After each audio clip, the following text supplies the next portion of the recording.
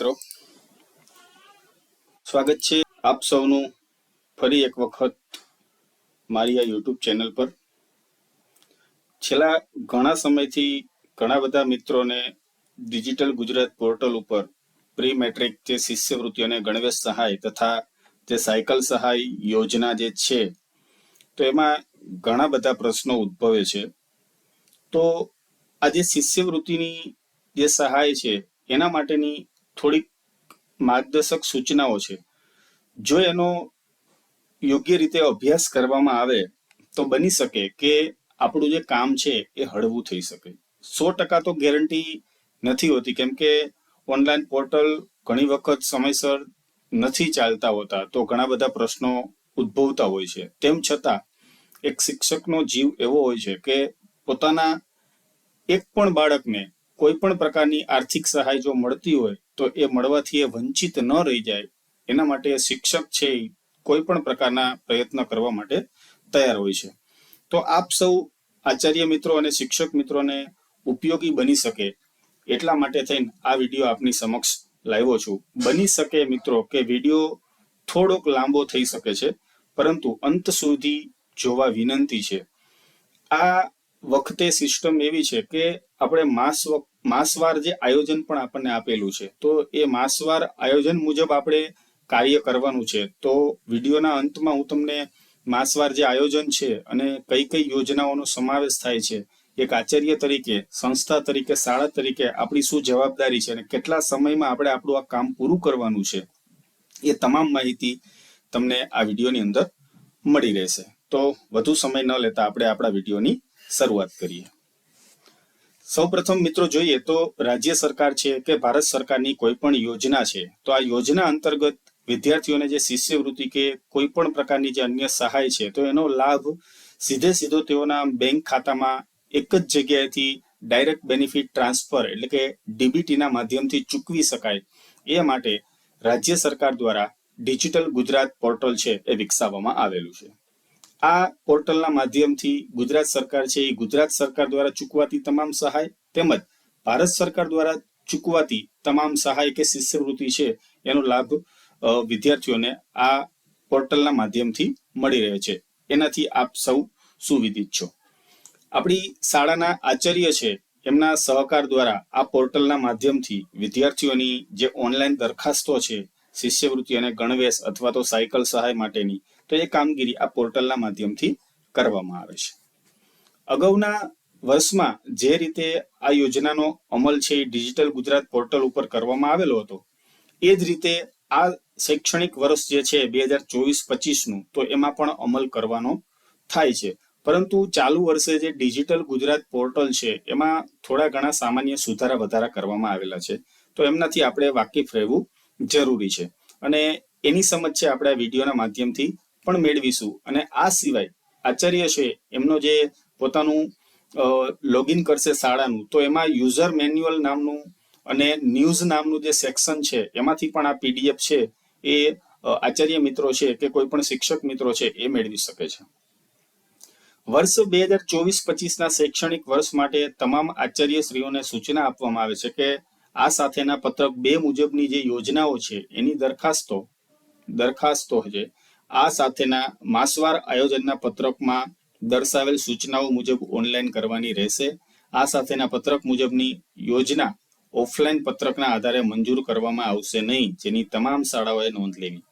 એટલે કે પત્રક 2માં અલગ અલગ પ્રકારની યોજનાઓ આપેલી છે, એની જે દરખાસ્ત છે આપણે આપણી શાળા કક્ષાએથી કરવાની હોય છે અને એ દરખાસ્તો છે એ માસવાર આયોજન જે આપેલું છે એના આધારે, જે પત્રકમાં દર્શાવેલું છે એના આધારે આપણે ઓનલાઈન કરવાની છે. અને ખાસ એક સૂચના છે કે ઓફલાઈન પત્રકના આધારે કોઈ પણ પ્રકારની યોજના છે, સહાય છે, એ મંજૂર કરવામાં આવશે નહીં. શાળા જે છે, તો શાળાઓએ ડિજિટલ ગુજરાત પોર્ટલમાં થયેલ જે સામાન્ય જે સુધારા વધારા છે એના કારણે હવે કેવા પ્રકારની કાર્યવાહી કરવાની છે, એમની માર્ગદર્શક સૂચનાઓ જે છે એ આ સાથે સામેલ છે. વિદ્યાર્થીઓની જે આપણે એન્ટ્રી કરીએ છીએ તો એની એન્ટ્રી સ્ક્રીન છે એમાં જ મુખ્ય છે ફેરફાર કરવામાં આવેલો છે. તો આ વર્ષે એમાં શું ફેરફાર છે, તો જે વિદ્યાર્થીઓની આપણે એન્ટ્રી કરવાની છે એ તમામ વિદ્યાર્થીઓની એન્ટ્રી આપણે સ્ટુડન્ટ રજિસ્ટર નામના મેનુમાં જઈ એડિટ સ્ટુડન્ટ એન્ટ્રી ઉપર ક્લિક કરી 100 બટન ઉપર ક્લિક કરશો એટલે તમને તમામ વિગત જોવા મળશે અને આ તમામ વિગત છે એ આપણે અપડેટ કરવી ફરજિયાત છે અને જેટલી વિગતો આ ફૂદડી જેવા માર્ક સાથે છે એ ભરવી ફરજિયાત છે. જો નહીં ભરો તો ત્યાંથી તમે આગળ નહીં વધી શકો. ત્યારબાદ એડિટ સ્ટુડન્ટ એન્ટ્રી મેનુમાં જે વિદ્યાર્થીની સામે એન્ટ્રી કમ્પ્લીટેડ ઓર નોટ આવું લખેલું આવે છે એ કોલમમાં જો યસ લખેલ હશે તે જ વિદ્યાર્થીની પ્રપોઝલ બની શકશે, બાકીના વિદ્યાર્થીઓની પ્રપોઝલ બની શકશે નહીં. આની પણ તમામ આચાર્ય મિત્રો અને શિક્ષક મિત્રોએ નોંધ લેવી જરૂરી છે. ઓનલાઈન દરખાસ્ત મોકલ્યા બાદ દરેક શાળાઓએ યોજનાવાર દરખાસ્તની નકલ કાઢી પોતાની શાળાના રેકોર્ડમાં રાખવાની રહેશે. જરૂર પડે તો તમારા જે તે જિલ્લા કચેરી દ્વારા આ દરખાસ્તની નકલ છે એ માંગવામાં આવે ત્યારે તમારે એને રજૂ કરવી પડશે. કોઈ પણ પ્રકારની દરખાસ્ત તમે કરો છો, કોઈ પણ યોજનાની તમે દરખાસ્ત કરો છો, અલગ અલગ જાતિ વાઇઝ જે તમે દરખાસ્ત કરો છો તો તમામ નકલ તમારે દરખાસ્તની નકલ છે તમારી શાળા કક્ષાએ રાખવી જોઈએ. ત્યારબાદ ખાસ અગત્યનો પોઈન્ટ છે, વિકસતી જાતિ કલ્યાણ દ્વારા અમલિત યોજના PM Yashasvi pre matric scholarship for OBC, EBC and DNT students government of ઇન્ડિયામાં ફરજિયાત વિદ્યાર્થીઓની શિષ્યવૃત્તિની દરખાસ્તની નકલ છે એ શાળા અથવા તો સંસ્થા કક્ષાએ આપણે રાખવાની રહેશે. તેમજ જરૂરી ડોક્યુમેન્ટ છે એ પણ પોર્ટલ ઉપર પ્રપોઝલ ડિટેલમાં જઈને વિદ્યાર્થીવાર અપલોડ કરવાના રહેશે. આ યોજનામાં વિદ્યાર્થીઓના ડોક્યુમેન્ટ અપલોડ થયા બાદ જ વિદ્યાર્થીઓની પ્રપોઝલ ઓનલાઈન સેન્ડ થઈ શકશે. તે સિવાય ઓનલાઈન પ્રપોઝલ સેન્ડ થઈ શકશે નહીં. વધુમાં જો આ શિષ્યવૃત્તિ યોજનાની દરખાસ્તની નકલ અને આનુષંગિક ડોક્યુમેન્ટ રાખવામાં નહીં આવેલ હોય અને તે અંગેના કોઈ પણ પ્રશ્નો ઉપસ્થિત થશે તો તે અંગેની જવાબદારી જે તે શાળાની રહેશે, જેની પણ નોંધ લેશો. એટલે કે આ યોજનાની અંદર જે વિદ્યાર્થીઓનો સમાવેશ થાય છે તો એની પ્રપોઝલ છે એ તમે જે હાયર ઓથોરિટીને સેન્ડ કરો છો તો એની દરખાસ્તની નકલ છે એ ફરજિયાત તમારે તમારી શાળા કક્ષાએ રાખવાની છે. આ ઉપરાંત જે જરૂરી ડોક્યુમેન્ટ છે એ પણ તમારે પ્રપોઝલ ડિટેલમાં જઈ અને વિદ્યાર્થી વાઇઝ તમારે જે ડોક્યુમેન્ટ છે એ પણ તમારે અપલોડ કરવાના રહેશે. જો ડોક્યુમેન્ટ તમે અપલોડ નહીં કરો તો તમે એની પ્રપોઝલ છે એ બનાવી અને સેન્ડ કરી શકશો નહીં. ત્યારબાદ સૌથી અગત્યનો અને ચર્ચિત મુદ્દો જો કોઈ હોય તો ફેમિલી આઈડી પ્રોજેક્ટ બાબતનો છે, જેના ઉપરનો એક વિડીયો મેં અગાઉ ઓલરેડી આપણી ચેનલ ઉપર મૂકેલો છે. જો તમે ઈચ્છો તો એ પણ તમે જોઈ શકો છો. ફેમિલી આઈડી પ્રોજેક્ટ અંતર્ગત રાજ્ય પુરસ્કૃત જે પ્રી મેટ્રિક શિષ્યવૃત્તિ યોજના છે તો એમાં આ વખતે Aadhaar number, ration card number તથા રેશન કાર્ડ મેમ્બર આઈડી લેવાની સૂચના મળેલી છે. માટે તમામ વિદ્યાર્થીઓના Aadhaar card, ration card number, ration card member આઈડીનો ડેટા છે એ પણ આપણે ઓનલાઈન લેવાનો થશે. જે માટે પ્રી મેટ્રિક શિષ્યવૃત્તિ યોજના અંતર્ગત ઓનલાઈન એન્ટ્રી કરતી વખતે એન્ટ્રી સ્ક્રીનમાં પણ જરૂરી સુધારા વધારા કરવામાં આવેલા છે, જેની તમામ આચાર્યોએ નોંધ લઈ અને પછી એન્ટ્રી કરવાની રહેશે. મતલબ કે આ તમામ વિગત છે એ આચાર્ય પાસે હોય ત્યારબાદ જ એન્ટ્રીની શરૂઆત કરવી જોઈએ, જેથી કરીને આપણને કોઈ પ્રશ્ન ઉપસ્થિત ન થાય. ખાસ અગત્યના મુદ્દા હવે જેવા 20 જેટલા મુદ્દા છે કે શાળાએ ઓનલાઈન દરખાસ્ત કરવા માટે જે ધ્યાનમાં મુદ્દા રાખવાના છે તે આપણે ખાસ જરૂરી છે. શાળામાં જે કોઈ પણ શિક્ષક કે આચાર્ય જે આ કામ કરતા હોય એના માટે ખૂબ અગત્યના મુદ્દા છે. જો આ મુદ્દા તમે ધ્યાનમાં રાખશો તો બની શકે કે તમારું 90% જેટલું કામ છે એ આસાન બની જતું હોય છે.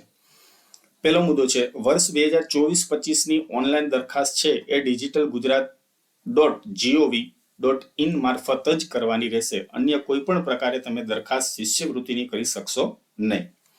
બીજું, તમામ શાળાઓ છે એને અગાઉથી જ આઈડી અને પાસવર્ડ આપવામાં આવેલા છે અને એની મદદથી જ શિષ્યવૃત્તિની ઓનલાઈન કામગીરી કરવાની રહેતી હોય છે, એ આપ સૌ જાણો છો. આ ઉપરાંત જો કોઈ શાળાનો પાસવર્ડ એને યાદ ન હોય તો ફરગોટ પાસવર્ડ ઓપ્શનના આધારે એ નવો પાસવર્ડ મેળવી શકે છે અને ફરીથી પોતાની જે કાર્યવાહી છે એ કરી શકે છે. માની લો કે કોઈ શાળા એવી છે કે જે પ્રથમ વખત જ લોગિન કરતા હોય છે તો એના માટે જે શાળાનો ડાયસ કોડ છે એ એમનો યુઝર આઈડી થશે અને બાય ડિફોલ્ટ પાસવર્ડ જે છે એ કેપિટલ BCD@123 રહેશે, જે પ્રથમ વખતના લોગિન માટે રહેશે અને ત્યારબાદ શાળાએ લોગિન થયાથી આ પાસવર્ડ છે એ બદલી નાખવાનો રહેશે. ત્રીજો મુદ્દો છે, જે શાળાઓએ આજ દિન સુધી પોર્ટલમાં લોગિન કરેલ ન હોય તો એ પ્રત્યેક શાળા કે સંસ્થા છે એને 2 દિવસની અંદર ડિજિટલ ગુજરાત પોર્ટલમાં પોતાનું યુઝર આઈડી પાસવર્ડથી પ્રથમ વખત લોગિન કરી લેવાનું રહેશે. મુદ્દા નંબર 4 જોઈએ તો શાળાઓએ પોતાની શાળાની જે વિકસતી જાતિના વિદ્યાર્થીઓની જે નવી એન્ટ્રી કે જૂની એન્ટ્રી છે તો એની ખરાઈ છે એ આ સાથે જે માસવાર આયોજન પત્રક આપેલું છે એ મુજબ ફરજિયાત પૂરી કરવાની રહેશે. સિસ્ટમ દ્વારા જે ગત વર્ષના તમામ વિદ્યાર્થીઓની જે એન્ટ્રી ઓલરેડી થયેલી હતી એ ધોરણ જે છે એક ધોરણ અપ કરીને આપેલું છે, એટલે કે બીજા ધોરણમાં વિદ્યાર્થી જે ભણતો હતો ગત વર્ષે એ આ વખતે ત્રીજામાં આવ્યો હોય તો એને ત્રીજા ધોરણમાં ઓટોમેટિક અપ કરી દીધેલો છે. એ પ્રોસેસ આપણે કરવાની નથી. તો શાળાઓએ જે કે સંસ્થા છે એને ગત વર્ષના વિદ્યાર્થીઓની જે એન્ટ્રી છે એ આ અપ કરી દીધેલા હોવાથી ધોરણ અપ કરેલા છે માટે ફરીથી કરવાની રહેતી નથી. માત્ર ને માત્ર કરવાનું શું છે તો કે વિદ્યાર્થીની જે એન્ટ્રી થયેલી છે એની ફરજિયાત ખરાઈ કરવાની છે. એટલે કે જો કોઈ વિદ્યાર્થીની માહિતી ગત વર્ષે કાંઈ ભૂલવાળી હોય, ક્ષતિવાળી એન્ટર થઈ ગઈ હોય તો એને સુધારી લેવાની છે. જો કોઈ વિદ્યાર્થી શાળા છોડી ગયો હોય તો ફરજિયાત એ વિદ્યાર્થીની એન્ટ્રી છે એ ડિલીટ કરવાની છે. વર્ષ 2024-25 માટે તમામ વિદ્યાર્થીઓની એન્ટ્રી એક વખત સ્ટુડન્ટ રજિસ્ટર મેનુમાં જઈ એડિટ સ્ટુડન્ટ એન્ટ્રી ઉપર ક્લિક કરી શો બટન ક્લિક કરી અપડેટ કરવી ફરજિયાત છે. જે વિદ્યાર્થીની સામે એન્ટ્રી કમ્પ્લીટેડ ઓર નોટ કોલમમાં યસ લખેલ નહીં આવે ત્યાં સુધી એ વિદ્યાર્થીની પ્રપોઝલ બની શકશે નહીં. મતલબ કે એક વખત તમામ વિદ્યાર્થીઓની એન્ટ્રી છે એ તમારે અપડેટ કરવી ફરજિયાત છે. જો નહીં કરો ત્યાં સુધી આ એન્ટ્રી કમ્પ્લીટેડ ઓર નોટમાં યસના બદલે નો લખેલું આવશે. જો નો લખેલું આવશે ત્યાં સુધી તમે એની પ્રપોઝલ બનાવી શકશો નહીં. તો સૌ પ્રથમ કાર્ય આપણે એ કરવું જોઈએ કે તમામ વિદ્યાર્થીઓ છે એની એન્ટ્રી આપણે ફરજિયાત એક વખત ચેક કરી એમાં ઘટતી માહિતી પૂર્ણ કરવી ફરજિયાત છે. ત્યારબાદ 5મો મુદ્દો જોઈએ તો વિદ્યાર્થીઓની એન્ટ્રી એક વખત કરવાની હોય, વિદ્યાર્થીઓની તમામ મરજિયાત અને ફરજિયાત વિગતો છે એ અવશ્ય તમે નાખી જ દો, કેમ કે આજે નહીં તો કાલે એ નાખવી જ પડશે. કારણ કે એવું બની શકે કે આવતા વર્ષે ફરીથી આ વિદ્યાર્થીના ધોરણ સિવાયની કોઈ પણ માહિતી આપણે જો આ વખતે નથી નાખેલી તો આવતી વખતે નાખવી પડે.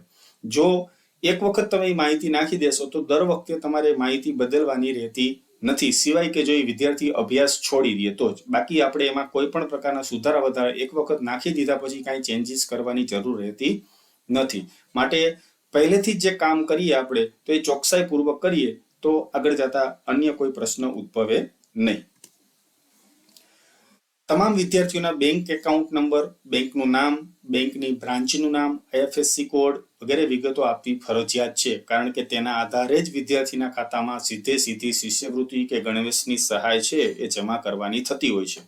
વિદ્યાર્થીઓના બેંક ખાતાની વિગત જો ખોટી આપવામાં આવશે અને શિષ્યવૃત્તિ અન્યના ખાતામાં જમા થશે તો તે અંગેની જવાબદારી શાળા કે સંસ્થાની રહેશે. મિત્રો ખાસ આપણને ખબર છે કે કાર્ય આપણે કરવાનું ને જવાબદારી પણ આપણી જ રહેશે, બરાબર. તો કોઈ પણ ભોગે કરવાનું છે, આજે નહીં તો કાલે કરવું તો પડશે. તો ખોટી ઉપાધિ, ખોટી ચિંતા કર્યા વિના નિરાતે શાંત ચિત્તે કામ કરવાથી તમામ કામ છે એ આરામથી પૂર્ણ થઈ જતું હોય છે. 7મો મુદ્દો જોઈએ તો તમામ વિદ્યાર્થીઓના આધાર કાર્ડની વિગતો છે એ પણ આપવી ફરજિયાત છે. તમામ એન્ટ્રી કરી લીધા બાદ શાળાએ તમામ વિદ્યાર્થીઓની તમામ વિગત છે એ ઓનલાઈન એક વખત ચેક કરી લેવી. જો કોઈ વિગતમાં સુધારો કરવાની જરૂર જણાય તો દરખાસ્ત બનાવ્યા પહેલા જ, એટલે કે પ્રપોઝલ બનાવ્યા પહેલા જ એ વિદ્યાર્થીની વિગતો છે એ એડિટ કરી લેવી. ત્યારબાદ જે જાતિના વિદ્યાર્થીઓને જે યોજના લાગુ પડે તે મુજબ શિષ્યવૃત્તિની ઓનલાઈન દરખાસ્ત કરવી અને તમારા સંબંધિત જિલ્લા કચેરીને સબમિટ કરવી.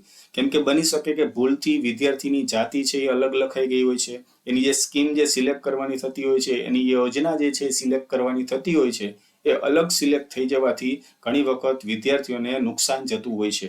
કેમ કે હકીકતમાં એ જે સ્કીમ એને લાગુ પડતી હોય એના બદલે બીજી ઓછી શિષ્યવૃત્તિ મળતી હોય એવી સ્કીમ સિલેક્ટ થયેલી હોય તો એને ઓછી શિષ્યવૃત્તિ મળતી હોય છે. તો આપણે વિદ્યાર્થીઓની જે જાતિ છે એને જે યોજના લાગુ પડતી હોય છે એ આપણે ખાસ ચેક કરવી જરૂરી છે. જે વિદ્યાર્થીઓના, આ મુદ્દો અગત્યનો છે કે જે વિદ્યાર્થીઓના પોસ્ટ ઓફિસમાં ખાતા હોય તો એ વિદ્યાર્થીઓના ખાતા પોસ્ટલ બેંકમાં તાત્કાલિક અસરથી ખોલાવી વિદ્યાર્થીની એન્ટ્રી પોર્ટલમાં અપડેટ કરવાની રહેશે. જે જૂની પોસ્ટ ઓફિસમાં ખાતા હતા એના બદલે postal bank, Indian post payment bank, એ પોસ્ટલ બેંકમાં ખાતા ખોલાવવા ફરજિયાત છે. અન્યથા કોઈ પણ બેંકની અંદર તમે ખાતા ખોલાવી વિદ્યાર્થીની એન્ટ્રી છે એ પોર્ટલમાં તમે અપડેટ કરી શકશો. જો વિદ્યાર્થીની ઉંમર 10 વર્ષથી વધારે હોય તો એવા વિદ્યાર્થીઓના આધાર નંબરની મદદથી પોસ્ટલ પેમેન્ટ બેંકમાં 0 બેલેન્સથી પણ તાત્કાલિક ખાતું ખોલાવવા અંગેની કાર્યવાહી કરવાની રહેશે. જો 10 વર્ષથી ઉપરની ઉંમર હશે તો આધાર કાર્ડની મદદથી પોસ્ટ પેમેન્ટ બેંકમાં 0 બેલેન્સથી ખાતું ખુલી શકશે.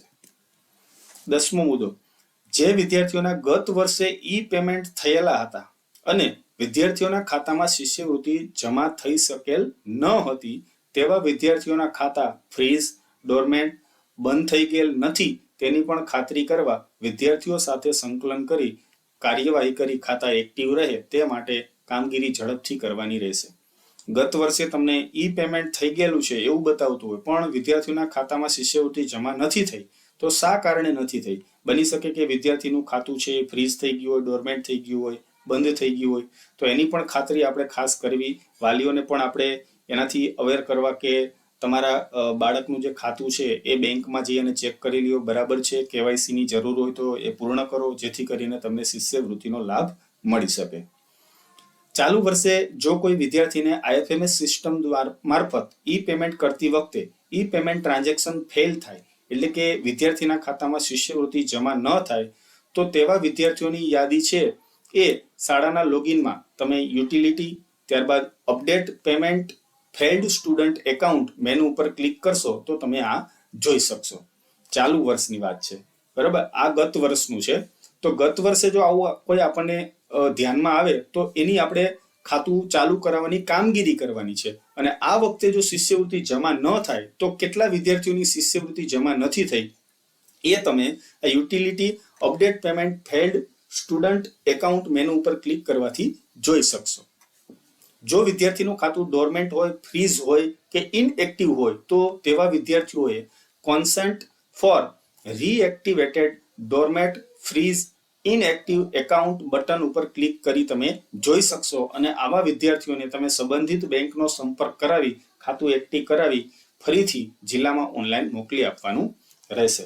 જો તમે આગળ જે બતાવ્યું છે આ પ્રોસેસ તમે કરશો એટલે તમને વિદ્યાર્થીઓની સંખ્યા છે, કયા કયા વિદ્યાર્થીઓનું ખાતું છે એ બંધ છે, કયા કારણે બંધ છે એ બધું તમને જોવા મળશે. અને જો આવા કોઈ વિદ્યાર્થી તમને જોવા મળે તો એનો સંબંધિત બેંક સાથે, જે બેંકમાં એમનું ખાતું હોય એ બેંક સાથે એમનો સંપર્ક કરાવી અને બેંકનું ખાતું છે એ એક્ટિવ કરાવી અને ફરી પાછી તમે એની પ્રપોઝલ છે એ જિલ્લામાં મોકલી આપશો. જો વિદ્યાર્થીનો ખાતા નંબર છે એ ખોટો નખાઈ ગયેલો હોય તો update bank account if account IFSC code wrong button ઉપર તમે ક્લિક કરશો તો જે તે વિદ્યાર્થીની બેંકની વિગતો છે એ સુધારી અને ફરીથી જિલ્લામાં તમારે ઓનલાઈન પ્રપોઝલ છે એ મોકલવાની રહેશે.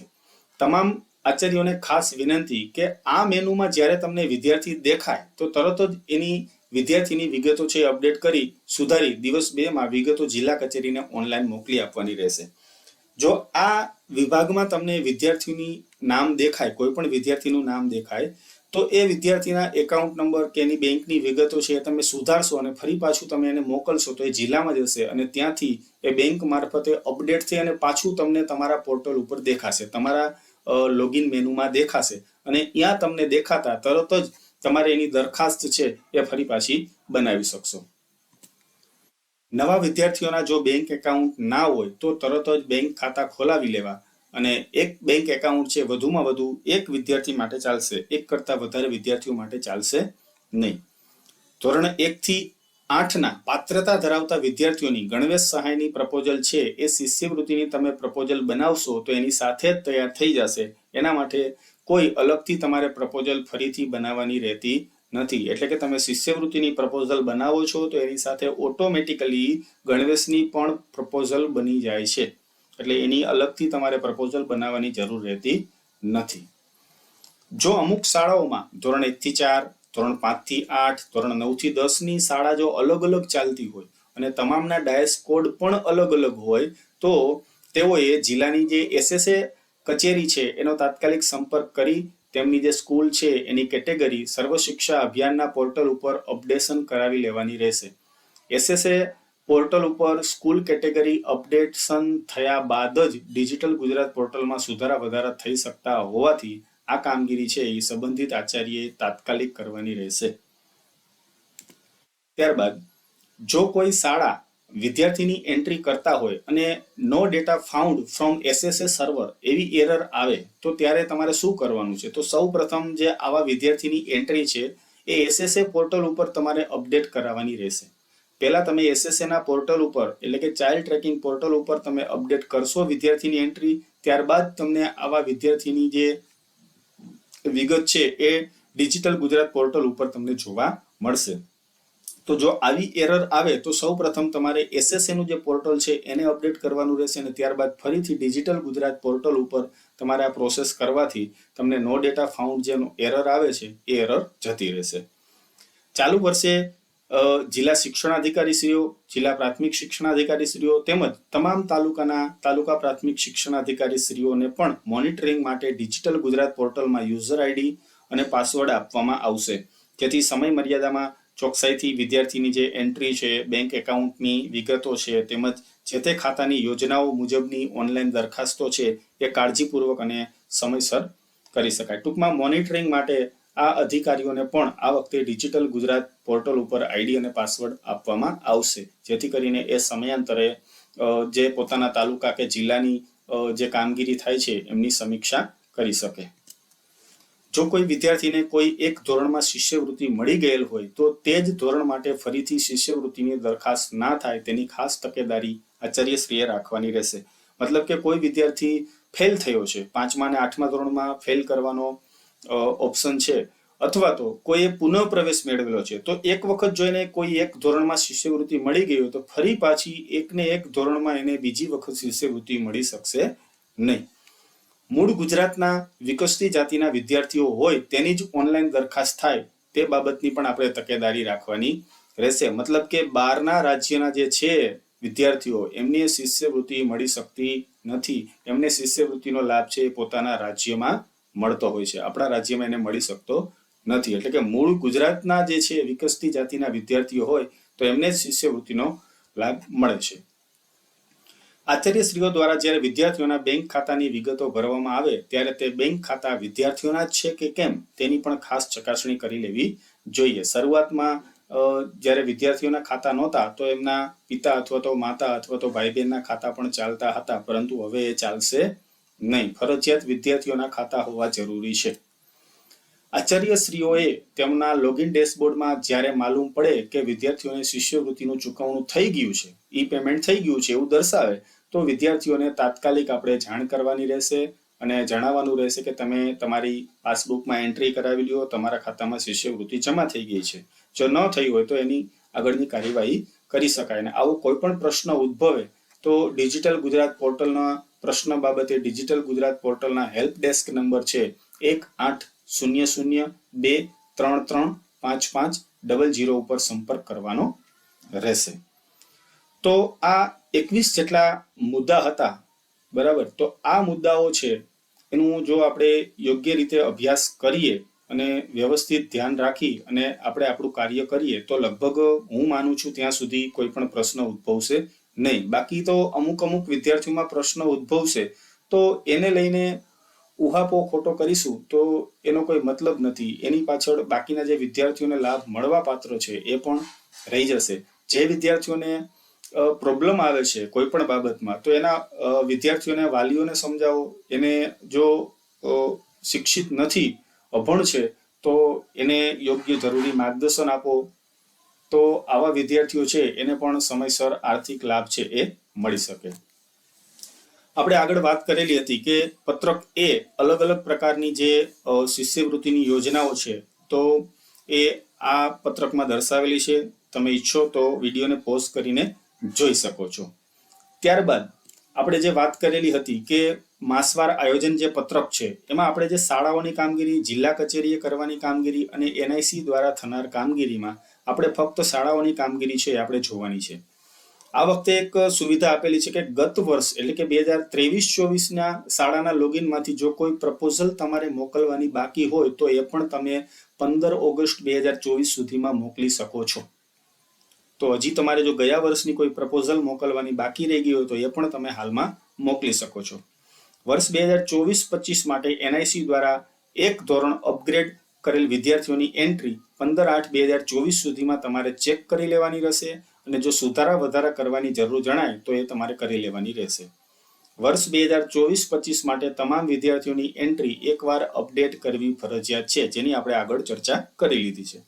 જો વિદ્યાર્થીએ શાળા છોડી દીધેલી હોય તો એની એન્ટ્રી આપણે ફરજિયાત ડિલીટ કરવાની છે. ધોરણ 2 થી 8 ના વિદ્યાર્થીઓની પ્રપોઝલ બનાવી 31/8/2024 સુધીમાં હાયર ઓથોરિટીને આપણે તમારે સેન્ડ કરવાની ફરજિયાત છે.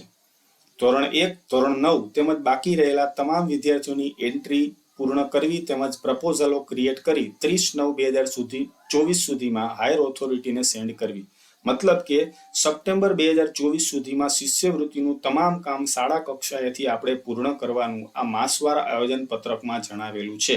પરંતુ આ માસવાર આયોજન પત્રક મુજબ જો પોર્ટલ ચાલે તો કોઈ પણ શિક્ષક છે, કોઈ પણ આચાર્ય છે એ કામ પૂરું કરી નાખશે, એની મને ખાતરી છે. પરંતુ પોર્ટલ શાળા સમય દરમિયાન ચાલતું નથી, માટે ઘણા બધા શિક્ષકોએ આ કામગીરી છે ઘરે કરવી પડતી હોય છે, અને એક્સ્ટ્રા સમયમાં કામ કરી અને આપણા શિક્ષક મિત્રો છે, આચાર્ય મિત્રો છે, એ આ કામ બાળકો માટે ફક્ત ને ફક્ત આપણા બાળકો માટે ચોકસાઈપૂર્વક આ કામ કરતા હોય છે. એના માટે તમામ શિક્ષકો, તમામ આચાર્ય મિત્રો છે એ ધન્યવાદને પાત્ર છે.